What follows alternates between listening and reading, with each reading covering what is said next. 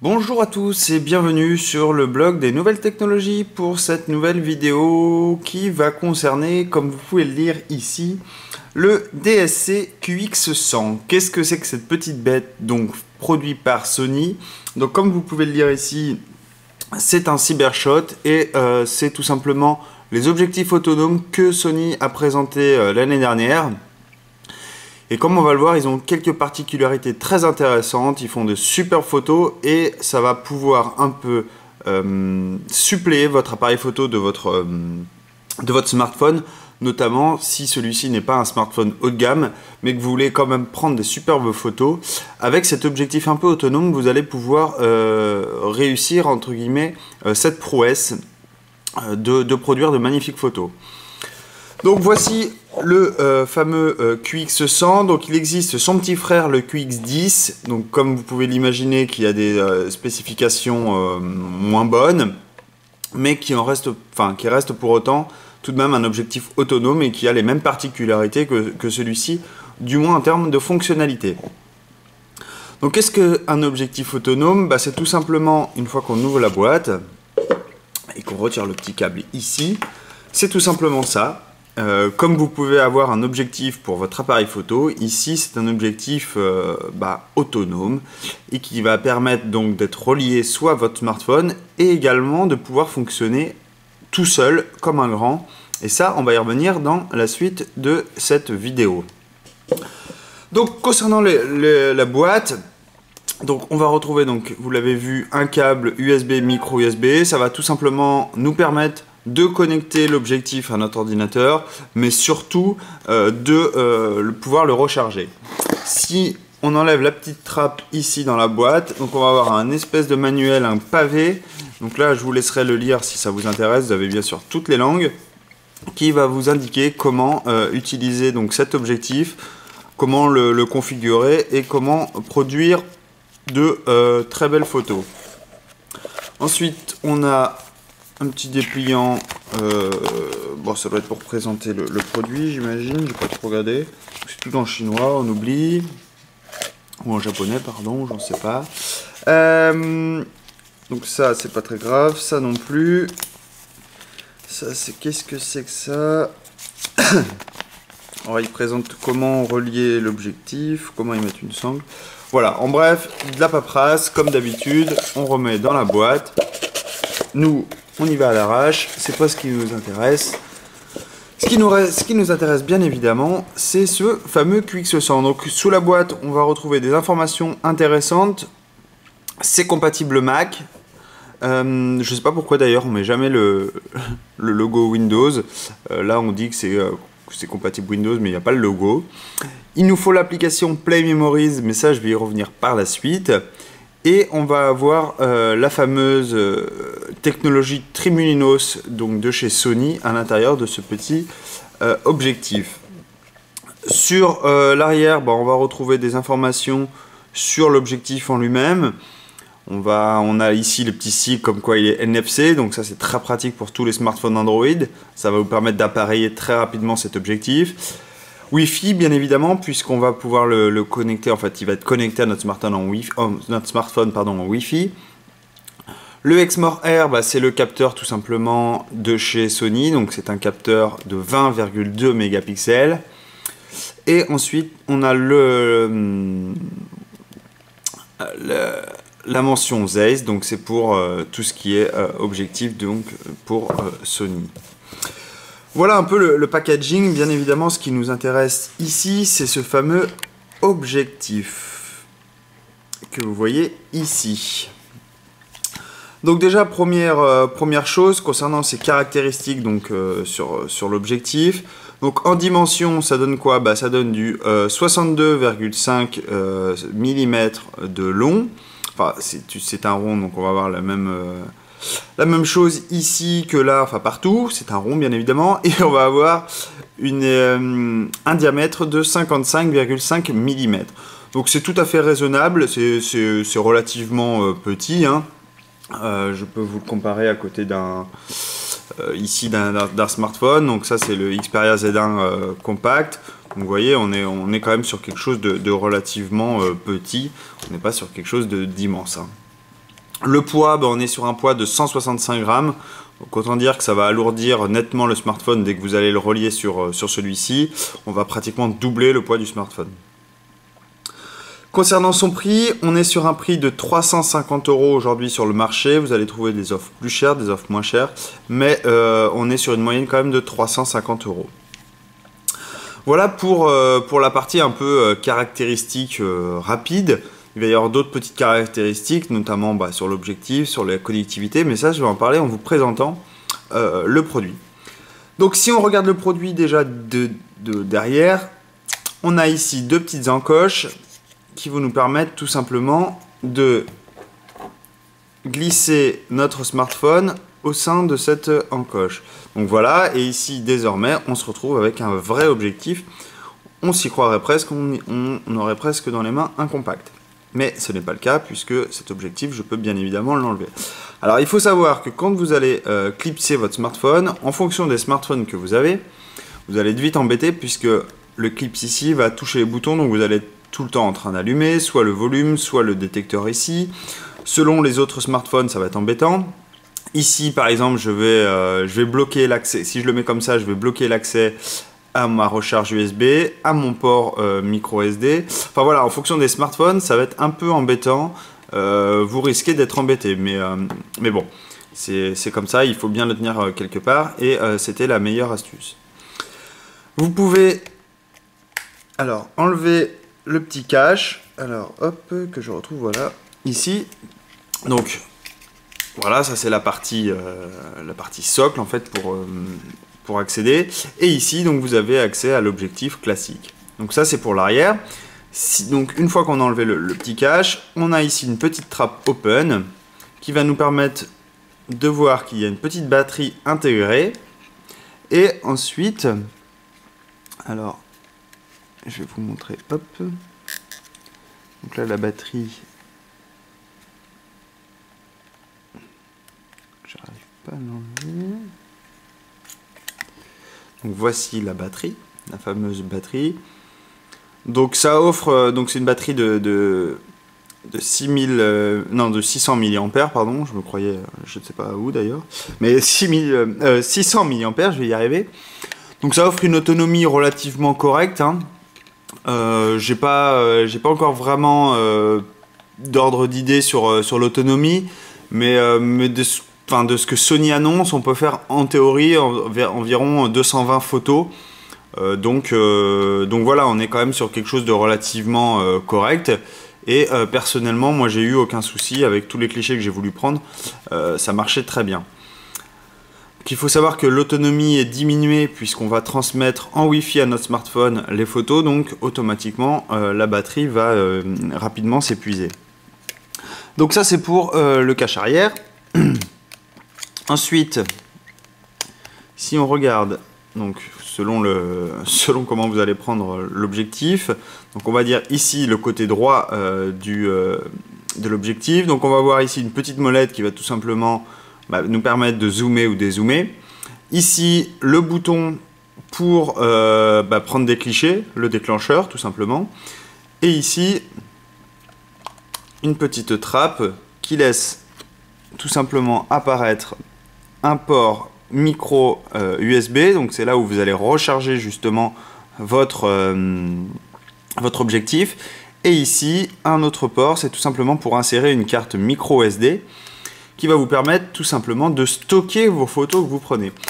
En effet, j'ai dit que cet objectif était relié au smartphone, qu'on envoyait les clichés au smartphone, mais il faut savoir que vous pouvez également l'utiliser comme ça dans la main, prendre des photos comme ça vous arrange, ou de la vidéo, et automatiquement les stocker directement sur cette carte SD. Donc c'est plutôt pratique si vous voulez filmer un peu dans la rue comme ceci, un peu comme à la GoPro. Ici vous pouvez le faire directement avec cet objectif. Sur le dessus, on va retrouver donc le tag NFC, donc c'est à partir d'ici qu'on va pouvoir appareiller notre smartphone Android, le bouton on-off. De l'autre côté, on va avoir, alors je vais vous l'allumer, une petite indication pour en ce qui concerne la batterie. Donc ici, vous allez avoir l'information de la batterie. Donc ça, c'est plutôt pratique si vous l'utilisez en objectif autonome, vous savez où il en est. Sur le dessous, on va retrouver un pas de vis, donc qui va vous permettre d'accrocher cet objectif sur n'importe quel trépied. Bien pratique si vous voulez l'utiliser en tant qu'objectif autonome, je vais le faire. Ici, on a une bague donc, qui va nous permettre de régler la netteté clairement de la photo que vous êtes en train de prendre. Et bien sûr, ici, l'objectif. Donc, voilà pour le petit tour de cet objectif. Donc, je vais essayer de remettre ça dans son emplacement, si j'y arrive. Tac, clac. Donc là, voilà, c'est remis. Donc maintenant, je vais vous montrer concrètement comment ça marche avec le smartphone. Je vous refais un petit tour rapide de l'objectif pour que vous voyez ce dernier. On va dézoomer. On va venir donc clipser. Alors, je vais le clipser ici. Tac. Que je ne sois pas embêté par le bouton. Donc là, j'allume mon téléphone. Alors, ce que j'ai oublié de faire, c'est donc la première fois que vous allez l'utiliser, vous allez l'appareiller. Donc là, j'ai ma puce NFC ici sur mon Xperia Z1 Compact. Je viens le passer dessus. Et là, automatiquement, vous voyez l'application. Alors là, je ne l'avais pas accepté. Hop. Automatiquement, l'application se lance. Il va y avoir recherche du dispositif et prise de vue déclenchée. Donc là, il a reconnu automatiquement l'objectif. Il est en train de s'y connecter en Wi-Fi. Donc c'est du Wi-Fi direct. Alors là, il me dit erreur de lecture parce que j'ai retiré trop rapidement. Alors, on va refaire. Effectivement, j'ai été un peu rapide. Et du coup, alors je vais refaire. Hop. On va tout quitter et on va tout refaire. Voilà, comme ceci. Voilà. Hop. Donc là, il devrait se connecter. Donc là, la connexion, moi, je la trouve un peu lente. Alors, je ne sais pas si c'est le logiciel ou s'il y a quelque chose dedans. Mais il faut savoir que si vous voulez prendre une photo très rapide de quelque chose, d'une voiture, d'une personne en mouvement, bah, vous allez être... alors là, manifestement, il y a un souci. Logiquement, ça devrait marcher. Erreur de lecture. OK. On va refaire. J'ai peut-être bougé sur le tag NFC. Donc, je disais que si vous voulez prendre quelqu'un rapidement en photo, eh ben, il faut savoir qu'avec cet appareil, ça risque, avec cet objectif, ça risque d'être compliqué dans le sens où vous allez, il va falloir attendre que le moment où l'objectif est connecté, le moment où la photo est prise, vous allez voir tout à l'heure, c'est un peu lent. Enfin, c'est un peu lent. Oui, c'est pas extrêmement rapide. C'est pas comme si vous utilisiez votre téléphone en tant qu'appareil photo. Donc, oubliez tout de suite les instantanés. Vous pourrez pas le faire avec un tel objectif. Donc, j'ai réussi à connecter l'application. C'est qu'en fait, j'avais mon autre smartphone qui était connecté également à l'objectif et du coup je pense que ça faisait conflit. Donc je vais reprendre la phase. Donc là je suis sur mon Xperia Z1 Compact, je viens tout simplement apposer la puce NFC dessus, automatiquement l'application Play Memory s'ouvre, vous voyez l'objectif il est sorti, là il est en train de se connecter et logiquement je devrais pouvoir me connecter. Voilà, il est connecté et là j'ai l'image. Donc là, vous voyez, j'ai automatiquement l'image de mon objectif. Donc là, c'est plutôt flou, mais c'est parce que j'utilise...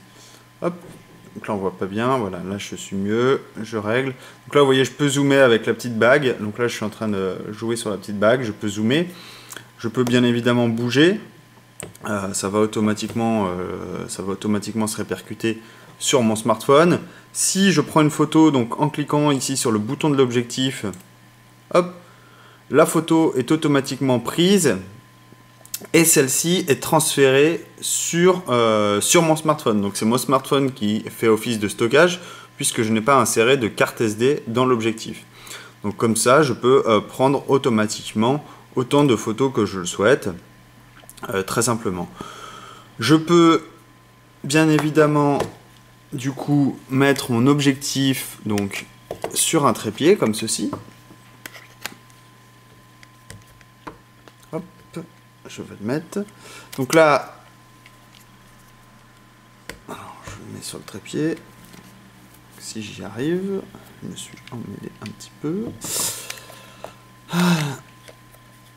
Voilà, donc là, mon objectif, il est sur trépied, donc comme vous pouvez le voir, vous pouvez le voir ici, donc il est sur trépied. Donc je peux, alors là, si vous le voyez, je bouge. Donc là, j'ai la vue de mon smartphone. Hop, hop, hop, je vais plutôt le rendre stable, cet objectif. Donc là, l'objectif, il est posé, et donc je peux très simplement, je peux bouger et voir automatiquement. Donc là, si par exemple, je veux le ballon de rugby du Stade Rochelet, je veux le prendre en photo, donc là, mon objectif est posé sur le trépied, je peux interagir avec l'application. Donc là, si par exemple, je peux zoomer dessus, hop. Donc là, je vais la bouger un tout petit peu. Hop. Donc là, je suis au max du zoom. Et je peux prendre ma photo. Hop. Donc là, la photo est déclenchée. Automatiquement, elle va être transférée sur mon smartphone. Et donc, je peux consulter ensuite ma photo parfaitement. Donc, vous voyez ici, le rendu est plutôt très très chouette, très très beau. On a quand même un capteur de 20,2 mégapixels, donc c'est tout à fait logique.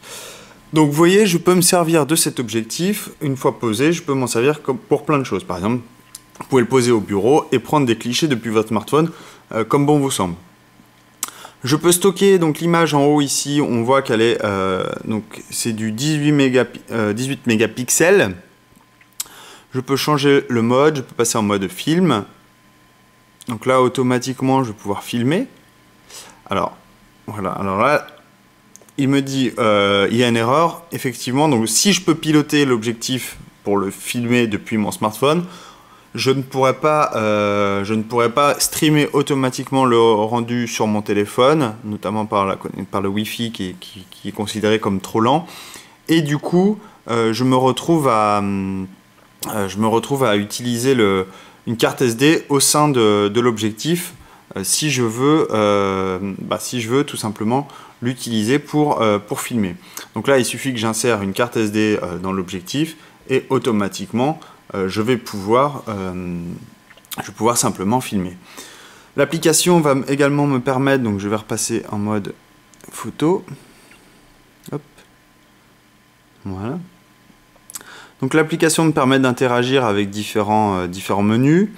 Donc je peux jouer sur le réglage, sur l'image, donc je peux enregistrer du 5 mégapixels si je veux que ça aille beaucoup plus vite entre le transfert sur mon téléphone notamment, si j'ai pas besoin d'une qualité, une autre résolution. On peut faire plein de choses. Je peux régler la mode de mise au point. Je peux également, hop, comme ceci. Donc là, je peux me mettre en mode auto intelligent, en mode automatique supérieur, le programme auto, une priorité à la vitesse d'obturation. Qu'est-ce que je peux faire d'autre sur cette application? Donc là, je peux prendre bien évidemment mon cliché.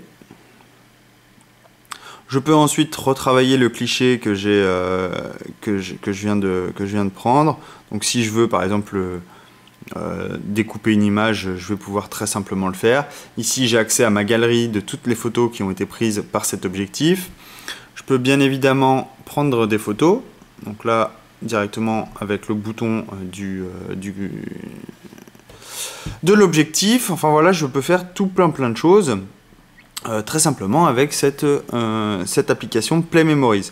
Donc il faut savoir que malheureusement cet objectif n'a pas de flash, donc si vous voulez nécessairement prendre des photos de nuit avec l'objectif, alors il vous faudra un petit peu de ruse, soit avoir un flash externe, soit utiliser celui de votre smartphone, mais le problème c'est que vu qu'ici on est sur l'application Play Memories, donc de chez Sony, on va pas pouvoir déclencher le flash qui est normalement lancé par l'application traditionnelle appareil photo. Donc est-ce que ça viendra avec une mise à jour qu'on va pouvoir déclencher le flash? Je pense. En tout cas sur Android c'est pas très compliqué à faire, donc je pense qu'ils vont le faire. Là, si vous voulez utiliser ça, il va falloir un peu d'astuce, par exemple une widget. Il va falloir que vous cliquiez dessus juste avant pour déclencher le flash, ensuite revenir sur votre photo, la prendre, et ainsi de suite, revenir faire tout le temps cette petite manipulation. Donc ça, c'est dommage. Je pense que Sony va s'améliorer dessus. Mais en tout cas, pour le moment, sachez que les photos de nuit, ça risque d'être compliqué, en tout cas, de ne pas être optimal au niveau de la qualité. Concernant la qualité d'image, c'est difficile que vous fassiez votre propre point de vue ici. Bien évidemment, sur l'article, vous verrez tout ça bien en détail. Je prendrai différents clichés. Je prendrai notamment le cliché avec ce capteur là du Z1 compact qui fait 20 mégapixels tout de même. Donc on va pouvoir comparer un peu ces deux capteurs. Voilà, je pense avoir fait le tour un peu de cette petite bestiole, de cet objectif autonome. Alors je regarde mes notes si j'ai rien oublié. Tac, non, j'ai tout dit. Donc la qualité des vidéos, alors ça aussi, c'est un peu personnel, mais en ce qui me concerne, j'ai trouvé ça plutôt bon. Maintenant, on reste quand même sur un objectif autonome, on n'est pas sur une caméra. Vraiment, vraiment poussée, mais tout de même, les clichés sont vraiment très bons. En tout cas, moi j'apprécie fortement. On peut filmer en 720p et en 1080p. Après, je ne suis pas amateur de photos, je ne suis pas amateur de vidéos, etc. Donc effectivement, pour moi, ça me convient parfaitement. Après, pour les puristes, j'imagine qu'il y aura quand même du manque. En revanche, le gros défaut de cet objectif, c'est son microphone qui est intégré, puisque là, si vous voulez vraiment faire des photos de qualité, enfin des vidéos de qualité, il va falloir passer par un micro externe.